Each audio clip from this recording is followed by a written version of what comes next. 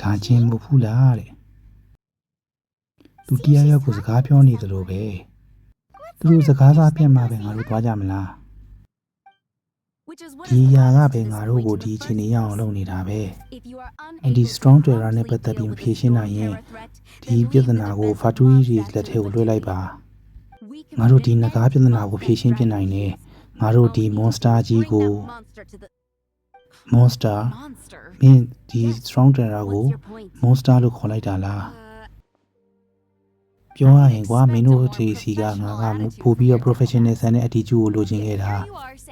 ခုမင်းပြောနေတာက monster ရဲ့ four wings တွေကတယောက်ကိုအဆုံးသက်ပြင်မယ်လို့ပြောနေတာလား Knights of Favonius တယောက်အနေနဲ့ဒါကလုံးဝလက်မခံနိုင်စရာကိစ္စပဲမင်းဆိုလိုတဲ့လောက်တော့မယူတော့သေးပါဘူးကဲဒီနေ့ဆွေးနွေးမှုဒီလောက်တင်ပြီးပြီ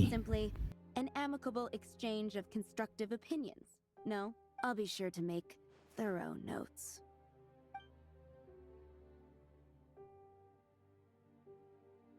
Oh, you're back. မင်းရဲ့ကိုညီတွေကျေးဇူးပါ traveler ရေခုတော့ elemental flow က stable ဖြစ်သွားပြီလောလောဆယ်ချင်းတော့ storm terror နောက်ဆုံးတက်ခတ်မှုပြီးမှ stable ဖြစ်နေပါပြီဒါမဲ့ကိုယ်စလဲဖွဲ့ရဲ့ PR တွေကလေးလူရှုမရလောက်အောင်ကြီးမားတော့နေကိုယ်စလဲဖွဲ့ဟလား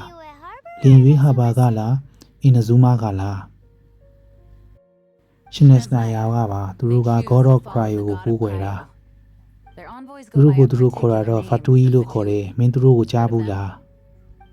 အော်သူတို့လားသူတို့ကရန်နေမိကြီးတယ် Wait, infamous is more the word. strong terror ကိုတက်လိုက်တာကနီးမှန်လမ်းမှန်လို့ငါတော့မထင်ဘူးဒီ Fatui တွေကအနီးမိုးအာကုံရဲ့ပါဝါကိုလိုချင်နေကြတာပဲ monster ရဲ့ကျိုးစီးပွားကိုသူတို့ထည့်တွက်တာမဟုတ်ပါဘူး Night of Favonius တွေကိုငါတခုပြစရာရှိတယ်။ငါတို့ဌာနချုပ်ကိုပြန်ရအောင်။ဒီလိုကိစ္စတွေဆိုတာဒီမှာပြောတင်ဘူး။ဒီ crystal မှာပါဝါတစ်မျိုးကိန်းအောင်နေတယ်။လီစာရေမင်းဒါကိုဖြည့်ရှင်းပေးနိုင်လား။ငါတစ်ချက်ကြည့်ပေးပါဦးမယ်။ဒီ crystal မှာမတန့်စင်တာတခုတွေ့နေရတယ်။ထပ်ပြီးကြည့်ရရင်တော့လောလောဆယ်တော့ငါကောင်းကောင်းမသုံးသပ်နိုင်သေးဘူးဒါပေမဲ့ငါရဲ့စာကြည့်လိုက်ကိုယူသွားပြီးတော့ငါကောင်းကောင်းသုံးသပ်လိုက်မယ်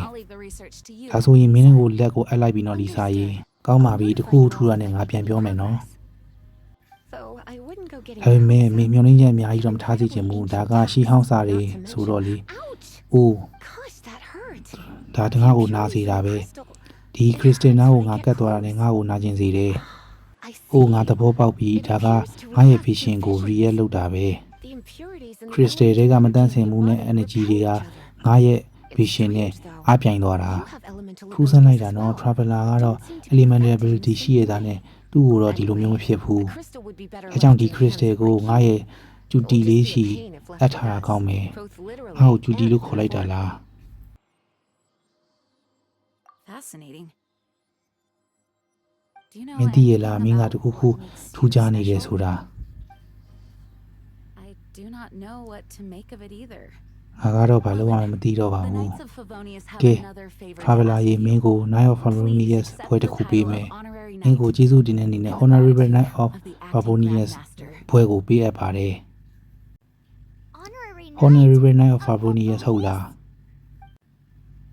We ask for your continued assistance in finding some answers. ဒီ crystal လေးကိုဖြေရှာဖို့မင်းကိုကူညီတောင်းပါတယ် And strange Storm Terror ရန်ညိုးနဲ့ဒီထူးဆန်းတဲ့ crystal လေးက monster ရဲ့ငြိမ်းချမ်းရေးအတွက်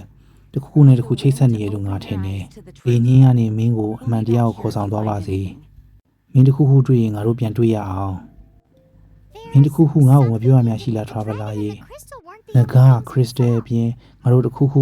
ရှာဖွေတွေ့ရှိမယ်ထင်တယ်။မင်းအစိမ်းရောင်ကောင်လေးကိုမှတ်မိလား။အောက်ကကောင်လေးကိုကြည့်လိုက်သူနဲ့တူတယ်။ဟုတ်တယ်တော်တော်တူတယ်။တွေ့လားနေပါဦးအဲ့ကောင်လေးပဲဟာနေပါဦးမင်းတို့တွေကဘာတူလဲအိုးငါမှတ်မိပြီမင်းတို့က Devlin ကိုအဝေးကိုကြောက်လန့်စေတဲ့သူတွေပဲ Devlin ဟက်လားအဲ့ဒါဘာတူလဲ Strong Trader နင်းလေကွာအိုးသိပြီများသောအားဖြင့်သူတွေကသူ့ကို Strong Trader လို့ပဲခေါ်တာမင်းက Devlin လို့ခေါ်ရဆိုတော့မင်းနဲ့ငကားကြမှာဆွဲဆက်မှုတစ်ခုရှိရမယ် အင်းဘောအရန်ဆက်ဆက်ခဲ့တာပေါ့ So, Traveler ရေဒီစိမ်းကောင်တစ်ခုခုချောင်းနေပုံပဲ Seems we Traveler ရေကောင်းသောနေ့ပါငါတို့ပြန်ဆုံပြီနော်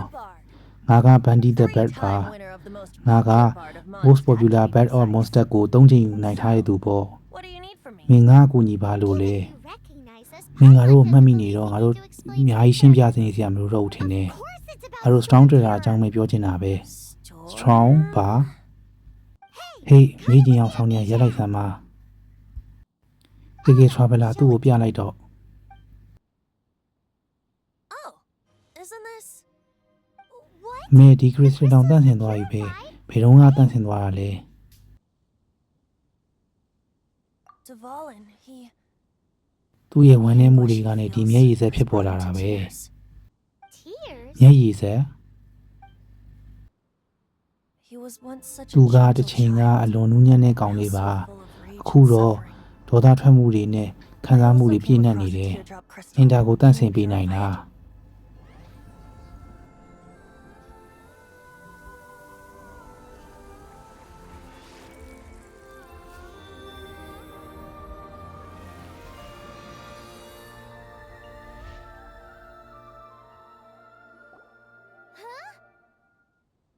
traveler ရေမင်းမထူးဆန်းတဲ့စွမ်းရည်နေရှိတာပဲ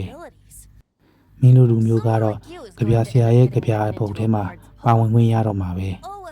သူရဲ့ကောင်းတယောက်အလွန်တောက်ပါတယ်မင်းကအမှောင်ခွင့်ပြီးအလင်းကိုဆောင်ပါမင်းကအရေးထဲမှာရှိနေရင်တောင်မှမင်းစီလက်နဲ့ဆောင်ချင်းလာလိမ့်မယ်မှန်ပြောရင်တော့တခုကကြပြဆက်နေဖို့အချိန်မဟုတ်ဘူး Even if Dvalin is not taken down, his life will still wither away in the breeze. Devlin ဟာသူ့ရဲ့ဒေါသနဲ့အတူလောင်မြိုက်နေပြီအာ Devlin ပဲစိတ်မကောင်းပါဘူးဒီမှာအမင်းရဲ့စကားတွေကျေးဇူးတင်ပါတယ်ပြီးတော့ Crystal ကို purify လုပ်ပေးရတဲ့အတွက်လည်းကျေးဇူးတင်ပါတယ်ငါမှငါရဲ့ agency ရှိတယ်အဲ့ agency ကဘာများဖြစ်မလဲ Seeing this tear, ဒီမျက်ရည်မြင် brought to တော့ mind a ငါ friend. ရဲ့ရင်းနှီးဆုံးတငယ်ချင်းတယောက်ကိုသွားတည်ရရတယ်တငယ်ချင်းဟလား One must be ငါခုတော့တနေရာသွားရအောင်မယ် Hey, where are you running off? မင်းဘေးကိုပြေးပြန်တာလေ to the symbol of Monster Hero ရဲ့တင်ဂီတာတစ်ခုစီကိုပေါ့သွားပြီးဟေးဘိုင်းဘိုင်း Huh. What do you make ဗန်ဒီ of ကို that? ငါတို့စောင့်ကြည့်ရလိမ့်မယ် As far as he's သူ့အနေနဲ့ concerned, ကြည့်ရင်လည်း you're မင်းက a ထူး weirdo ဆန်းတဲ့သူ too, ဖြစ်နေ you ပြန် know. ရောမင်းသတိထားမိလားဘာကိုသတိထားမှလဲသူ့အတန်ကရင်းနှီးနေတယ်လေ So this ငါပြောတဲ့ Holy Liar က Monster ရဲ့တန်ဖိုးကြီးပစ္စည်းပဲ Barbados ကိုယ်တိုင်ပြီးခဲ့တဲ့အရာပေါ့ဒီကြတာပေါ့ငါကအကောင်းဆုံးဘက်ပဲငါမသိတဲ့သချင်းဆိုတာမရှိဘူးငါမျက်လုံးကိုတည်းတည်းကြည့်တယ်ငါယုံကြည်ရတယ်မလားကဲငါနောက်လိုက်ခဲ့ပြီတော့ကြည်နေငါလုပ်ပြမယ် Sister ရေမင်္ဂလာပါ နီမိုအကောင်ကောင်းချီးပေးပါစေငယ်ရွယ်တဲ့ဘက်ကလေးရေငါမင်းကိုပါကူညီပေးနိုင်မလဲခု monster မှာဖြစ်နေတဲ့ပြဿနာတွေကနေပြီးတော့ကူညီပေးနိုင်မယ်လှုပ်ဝက်ချက်ကိုငါသိတယ်။အိုးအနီမိုအကောင်ကောင်းချီးပေးလိုက်ပြီပေါ့။ဒါပေမဲ့ကွာဒါက Night of Favonius ကိုတွားပြောမှာပေါ့ငါစီပါလို့လာတာလေ။ဒါကလေမင်းကမှကူညီနိုင်တာမို့လို့အမှန်တော့ငါက Holy Liar ငါကျင်တာအဲ့ဒါက Strong Trader ကိုကူညီနိုင်တယ်လေ Please see yourselves out. ။စကားကိုကြည့်ပြောနော်။ဘာဖြစ်လို့လဲ It's a vicious dragon. Strong Trader ကရက်ဆက်တဲ့ငကားတစ်ကောင်ပါဒါပေမဲ့ Night of Favonius တွေဖြစ်ရှင်းပါလိမ့်မယ်။ That's simply not ဒါကလက်ခံနိုင်ကြမရှိဘူးလေ Strong Trader ကဒီလိုနည်းနဲ့တည်သွားမှာလား That သူကအရင် foolishness သစ္စာ is ဖောက်ခဲ့ရလေ not even ဂေါ်တော့ God အနီ and မိုလဲ Animo ခွင့်လို့မယ် themselves မ would ထင် forgive ဘူး it. ကဲပါငါတောင်းဆိုပါတယ် I beg of you. Holy Liar လေးငါပေးစမ်းပါ Afraid not, little ငါမ bird. လုပ်ပေးနိုင်ဘူး Strange. ထူးဆန်းနေဒီကလေးကိုငါရင်းလာစိတ်ထဲမှာစိတ်မကောင်းဖြစ်နေတယ် Then မလွဲတာပဲငါတခုဝင်ခံရတော့မယ် I cannot ငါမလိုဝက်တော့ပါဘူးလေ my disciples. ငါဘန်ဒီဟာ God of Animo ပဲ Barbados ကနေဆင်းသက်လာတာပေါ့မင်းလန့်သွားတယ်မလား မင်းဝမ်းသာမျက်ရည်တွေကျလာတယ်မလားမင်းရှိမှာGod of Animo ကိုတွေ့လိုက်ရတော့မင်းဘယ်လိုခံစားရလဲ If there's nothing else, ကေငါ I'll be စားရ right စားရ back. နေလှုပ်ရှားရှိသေးတယ်ကွာငါနေရာငါသွားလိုက်တော့မယ်။အော်နေပါအောင်ကွာ။ Barbados ကောင်းချီးပေးပါစေ Traveler ရေ Ah, it's Hello you, the newcomer of ငါ the မင်း Knights Night of of Favonius ဖြစ်မှန်းသိပါတယ်။ဒီကိုဘာလာလုပ်တာတော့ Acting Grandmaster. Acting Grandmaster ကခိုင်းလိုက်လို့လား။ဟုတ်တယ်ငါ Holy Liar ငါကျင်လို့ It's just that a suspicious Hmm, bard came ငါမင်းကို looking မ for ယုံ our လို့တော့ holy မဟုတ်ဘူး liars' ဒါပေမဲ့ work. ခုနကပဲ He's Holy full of Liar ကို nonsense and even ဘာဘီတူကိုသူဘာဘီတူစ်တို့ပြောတဲ့ He must be up ဘတ် to တ something. ယောက်ကလာငှားသွားတယ် There are regulations in place for the use of the holy lyre. Currently, it's only used in Ludi Harpastum. Holy Lyre ငှားခြင်းကွာ Acting Grandmaster စီကနေပြီးတော့ထောက်ခံစာယူခဲ့ဒါဆိုငှားပေးမယ် All required. ကဲမင်း May I Acting see Grandmaster the စီကထောက်ခံစာပါ Knights လား of Favonius? အဲ့ဒါတော့ငါမပါဘူး Signed document ဒီ is ကတော့ required. လိုတယ်ထောက်ခံစာတော့လိုတယ်ထောက်ခံစာမပိုင်းတော့ငါပေးနိုင်မှာမဟုတ်ဘူး Now, if you'll ငါလည်းလှုပ်ရှုပ်နေရဆိုတော့ငါ့ကိုခွင့်ပြုပါအောင်ကွယ် Point being, ခိုးဖို့ကိစ္စဆိုရင်တော့ငါမလုပ်ချင်ဘူးဒါပေမဲ့မင်းက God တယောက်ဆိုရင်တော့ငါလုပ်ပေးမယ် မင်းရဲ့ဆုံးဖြတ်ချက်ကငါ God ဖြစ်မဖြစ်ပေါ်မှာမူတည်ရလားကဲပါမင်း God တယောက်မဖြစ်တော့မှ Devlin ကိုကူညီဖို့အတွက်ငါလုပ်ပေးမယ်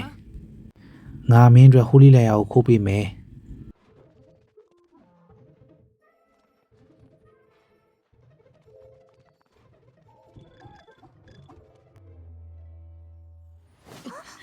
Who are you?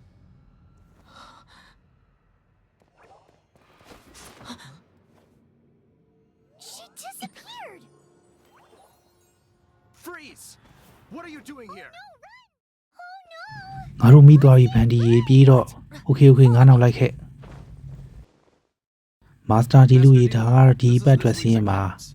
Monster မှာဖြစ်နေတဲ့ပြဿနာကငါတို့ရဲ့စီးပွားရေးကိုထိခိုက်တယ်ကွာ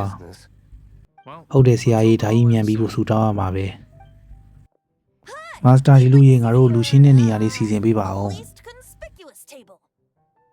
ဒုတိယတက်ကိုတက်သွားလိုက်လေအဲ့ဒီမှာ customer သိမရှိဘူး You'd be less conspicuous up there. But aren't မင်းကဘတ်တရားမဟုတ်ဘူးလားဘာဖြစ်လို့ရှေ့မှာမထိုင်တာလဲ နောက်ဖြောပြမှုအတွက်ပါ Save the ကဲငါတို့သွားပြီနော် next time. We'll be heading up now. See you in a bit. သူတို့ကိုတိကျစောင့်ကြည့်ထားအောင်ဒီကဗျာဆရာအနေနဲ့ထူးဆန်းနေတယ် I'll go ask around. သူတို့ကဘယ်သူတွေလဲဆရာ The Monster ရဲ့ကာကွယ်သူတွေပါ Stat. Master တလူကြီးတခုနှစ်ယောက်ကိုတွေ့မိသေးလား What happened? ဘာတွေဖြစ်နေရလဲဒီနားတစ်ဝိုက်မှာစောင့်နေပဲတွေ့နေရတယ် Haven't you heard? မကြားလိုက်ဘူးလား Mr. တလူတခုနှစ်ယောက်က Holy Lyre ကိုခိုးသွားတာဟိုးဆိုးလိုက်တာကွာ Isn't it? ဟုတ်တယ်မလား Holy Lyre ဆိုတာ Monster ရဲ့ treasure ပဲဒီလိုတန်ဖိုးကြီးတဲ့ပစ္စည်းကိုမှဗျာအေးကွာဘာလို့ပြန်ရောင်းလို့မရတဲ့ပစ္စည်းကိုခိုးကြလဲမသိဘူးငါရဲ့မြေရောက်ခန်းရဲ့ပစ္စည်းကိုခိုးရမှာကောင်းမယ် Huh? ဟမ် Sorry, off topic. sorry ပါသူတို့ဒီဘက်ကိုသွားရလို့ငါထင်တယ် Understood. နားလဲပါပြီကျေးဇူးပါ Mr. Deluxe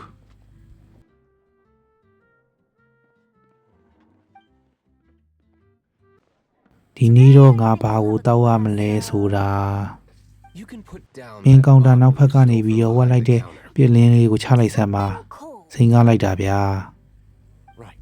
ကဲငါအဖြေလိုချင်တယ် Let me ငါရင်တောက်လို့ရလားငါမင်းကိုပေးမှာပါ Well, ကြပြဆက်ပြီးတော့လေ performance. မွေးကြောင်ပြောနေရမဟုတ်ဘူးမင်းအရက်တောက်ဖို့ကအရန်ငယ်သေးတယ် Be drinking. No need ဩဒါတော့စိတ်ပူစရာမလိုပါဘူးဗျာကျွန်တော်စတောက်လိုက်တာနဲ့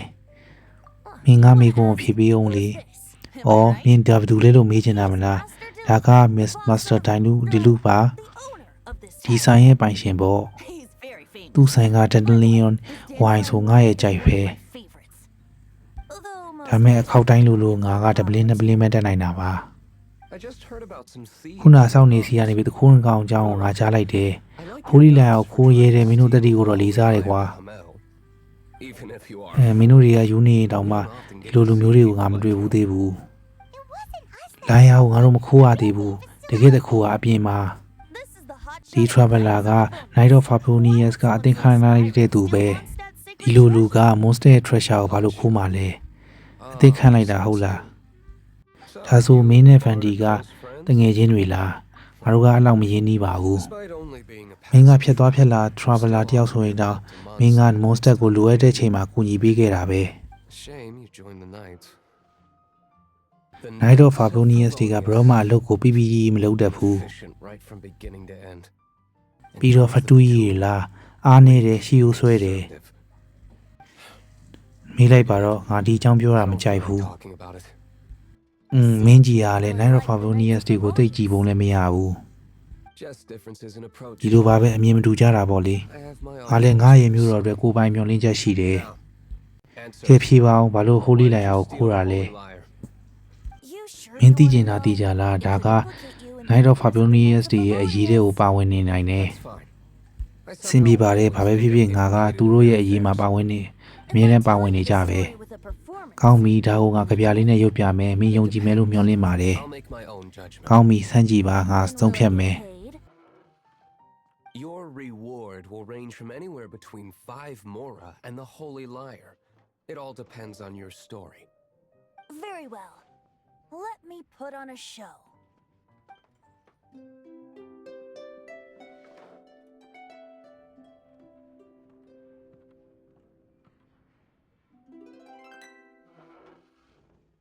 What did I နေပါ just- ဦးငါဘာသိလိုက်ရတာလဲ This is ဒါက confidential confidential information ပဲဘာလို့ငါ့ကိုပေးတည်ရလဲ Let me know. ဘာလို့လဲဟုတ်လားခြေနေတွေကပြောင်းလဲနေပြီလေ Perhaps the winds are changing. ကဲမင်းဘာပြောချင်လဲ Mr. Deluxe Luke, Interesting. စိတ်ဝင်စားစရာကောင်းတယ် Give me some time. ငါ့ကိုအချိန်နည်းနည်းပေးပါငါဆက်သွယ်စရာလေးရှိတယ် Outlander, as one of the knights, it seems you're not a suspect. Blonde is the only description on the wanted poster. You should be safe. As for the bard, however, it'd be better if you stayed in the tavern. ကောင်းပါတယ်ဒီဆိုင်ထဲမှာမင်းတို့နေနေပေါ့ no problem. ပြဿနာမရှိဘူးငါဒီဆိုင်အောင်ကြိုက်တယ် Okay? Let's ကောင်းပြီ meet ကောင်းပြီ here ဒီ tonight. ဆိုင်ပိတ်မှငါတို့ပြန်တွေ့ကြတာပေါ့ You're here. ဟောမင်းရောက်လာပြီလား Wait. နေအောင် traveler ပါလား Well, ဟောဂျင်းရောရောက်နေတာပဲ first of all, I contacted Morgan ကောင်းပြီပ Wood. ထမဆုံးအနေနဲ့ငါကလူတစ်ယောက်ထပ်ပို့ပြီးဆက်သွယ်ခဲ့တယ်ဒုတိယအနေနဲ့ကတော့မင်းခုမှခုတွေ့နေတာက acting grandmaster အနေနဲ့မဟုတ်ဘူးဂျင်းအနေနဲ့တွေ့နေတာ Even as an honorary knight. What a surprise. I heard about Holy the Liar အကြောင်းငါကြားပါတယ်ဒါပေမဲ့ငါမင်းတို့မထင်ပါဘူး So the sound ဒါဆို Holy Liar စီကအတန်က Strong Terror ကိုမူရမူရင်းကိုပြန်သွားနိုင်တယ်ဆိုတာတကယ်လား Your honorary knight is အဲ့ဒါတကယ်ပဲ traveler ကဒီပြဿနာကိုဖြေရှင်းတဲ့နေရာမှာရှေ့တန်းကရှိသူပဲ now that's the hot The shot. only အနီမွန်အာကွန်ရဲ့ပါဝါကိုအဖက်ဖြစ်စေဖို့က Holy Liar ကိုပြန်ယူနိုင်ဖို့ပဲကဲ traveler ရေ Holy Liar သွားယူကြစို့အသင်ဖြစ်ပြီလားသွားကြစို့ Everyone is finally here. ကဲလူလဲစုံပြီး Holy Liar လည်းရလာခဲ့ပြီဆိုတော့လှလိုက်တဲ့ view လေးကွာ Lovely for a faded ငကားနဲ့ငါတို့ပြန်ဆောင်ဖို့အတွက်လှပတဲ့ရာသီဥတုလေးပဲငါတို့တိုက်ပွဲတစ်ခုဖြစ်ဖို့လဲပြင်ဆင်ထားရမယ် finally seem to be အောက်ကန်းကဘလို့ပဲဖြစ်လာပြီစေဒါကကောင်းတဲ့အရွေးလိုပဲငါမျှော်လင့်ပါတယ်အဆုံးမှာတော့ဖြည့်ရှင်းနည်းက traveler နဲ့တချင်းတစ်ပုတ်ဖဲလား I suppose Night of Harmonious တွေလည်းပါဝင်ခဲ့ကြမယ်လို့မျှော်လင့်တယ် Get it, Master Dealer. ကဲကဲကောင်းပါပြီကဲအကုန်လုံးနောက်ကိုခဏနဲ့ဆုတ်လိုက် The best one. Vandy ကျွန်ုပ် Holy Liar နဲ့ performance စပါတော့မယ် Performance.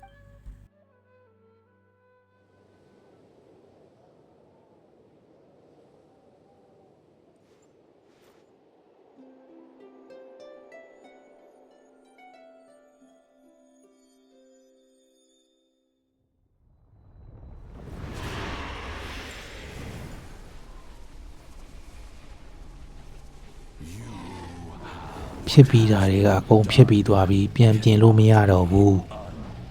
ဒါပေမဲ့မင်းဘာလို့ဝမ်းနေနေရလဲမင်းမျက်လုံးထဲမှာငါတွေ့နေရတယ် Of your yearning for this song. သူတို့ဆက်နွယ်နေရဟုတ်တယ်မလားဟမ် ထပ်ပြီးယူလုံးခံနေတော့ dragon လေးရေ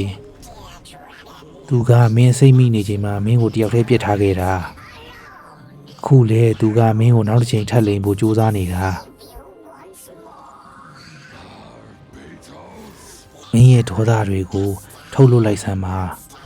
monster ကမင်းကိုကြောခိုင်းပြီးသွားပါပြီ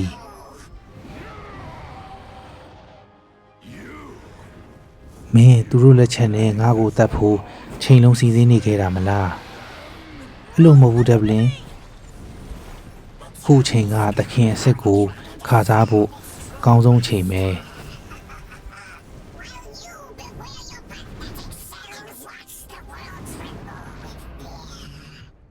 Dvalin.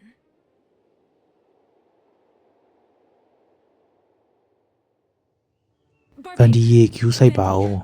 Please, be careful. မင်းခုတော့ငါဘာလုပ်လဲဆိုတာသိသွားပြီပေါ့ဟုတ်တယ်မလားချင်း Time now, haven't you, Jean?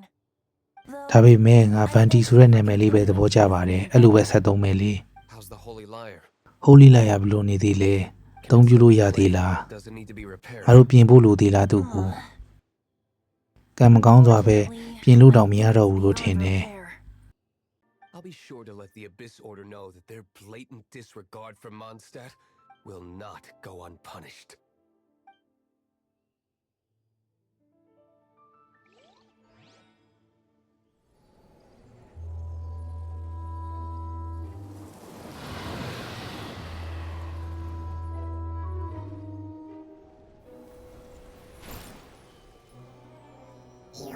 မင်းသမီးလေးရေကျွန်ုပ်ပြင်ရောက်ပါပြီ